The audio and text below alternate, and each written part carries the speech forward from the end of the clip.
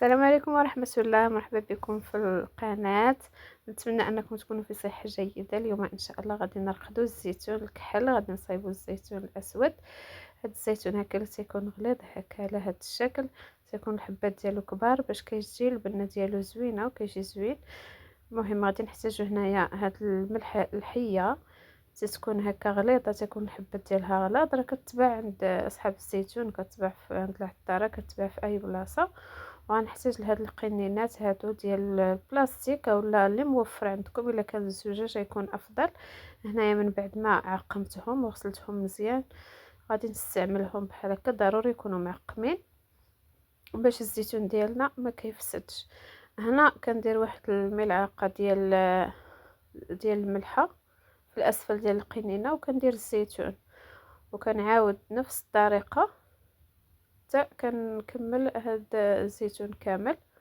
هنا تقريبا عندي واحد 2 كيلو ديال الزيتون.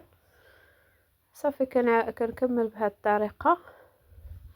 الا ما كانش الملحه الحيه متوفره فبامكانكم انكم تستعملوا الملحه العاديه ديال الطعام، ولكن الا كانت هاد الملحه غيكون افضل.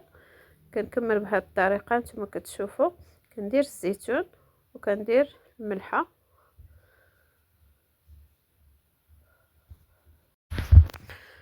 كاينه الطريقه الاخرى اللي يمكن ديروها، هي انكم ديروا الزيتون مع الملحه، ديروه هكا في شي كيس وتضغطوا عليه بشي حاجه ثقيله وتخليوه هو يتعصر داك الماء ديالو. ولكن هاد الطريقه انا ما خداماش ليا، حيت البلاصه فين كاينه، المدينه فين كاينه فيها الميديتي، يعني كنخاف من الزيتون انه يغمل، فكنفضل انني ندير هاد الطريقه. هاد الطريقه اكيد الزيتون ديالكم ما غيغملش ما غيخسرش، بالعكس كيجي زوين وكيوجد بسرعه. صافي كنكمل بهاد الطريقه باش كنتناوب هكا ما بين الملحه والزيتون، باش كاع هذاك الزيت كاع هذوك الحبات ديال الزيتون كيتقاسوا بالملحه باش ما كيخسروش.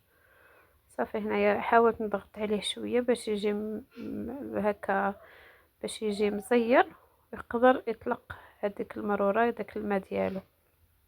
صافي غادي نسد القنينه ديالي، غنحاول انني ندير ليها هنايا هذا بلاستيك غذائي باش ما تتنفش نهائيا، القرعه ما كتنفش.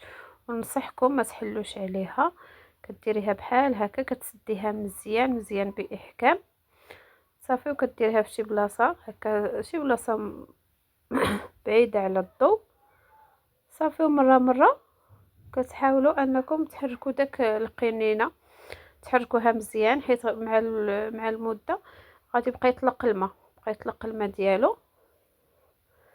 ما تحلوش عليها حتى تدوز تقريبا واحد 2 الاسابيع اولا 20 يوم عاد حلوا عليها.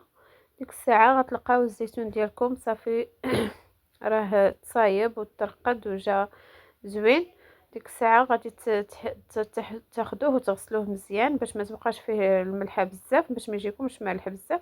صافي وتحطوه هكا في شي بلاصه فيها الشمس وتخليوه ينشف مزيان من داك الماء. صافي ديك الساعه تيكون واجد للاستعمال.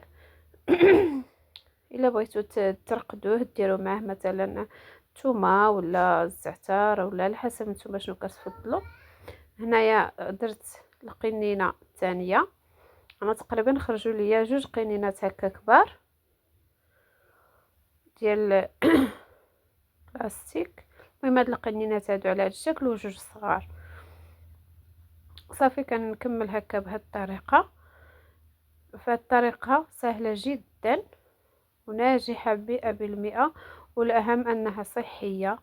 يعني من الاحسن نبعدو على داك الزيتون اللي فيه اللي تيصايبوه بالصودا وداك مواد حافظه، فداك ما تيكونش مفيد بحال هذا. هانتوما كتشوفوا هكا خرج ليا الزيتون ديالي، خرجوا ليا دوك 2 القنينات كبار و2 صغار. نتمنى ان الفيديو يكون نال الاعجاب ديالكم، وما تنساوش انكم تشتركوا عندي في القناه. وشكرا على تشجيعاتكم، الى فيديو مقبل ان شاء الله.